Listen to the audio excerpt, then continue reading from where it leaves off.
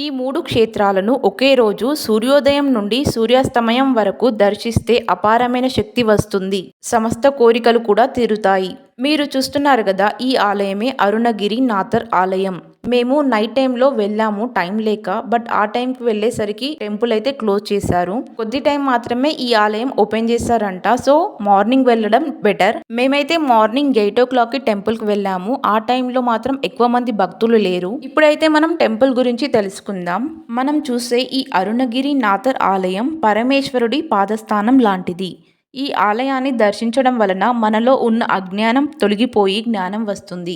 మన కోరికలు తీరాలంటే తప్పకుండా ఈ ఆలయంకి వెళ్ళి ఉపాసన, పూజ చేయడం వల్ల మన సమస్త కోరికలు తీరుతాయని చెప్తారు. ఇక్కడ ఉన్న లింగం విష్ణుమూర్తి చేత ప్రతిష్ఠింపబడింది. ఈ ఆలయం చాలా శక్తివంతమైనది. ఈ టెంపుల్ కంప్లీట్ వీడియో వచ్చేసి ఛానల్లో అప్లోడ్ చేశాను. ఇక్కడ కనిపిస్తున్న లింక్ పైన క్లిక్ చేస్తే మీరు ఫుల్ వీడియో చూడొచ్చు.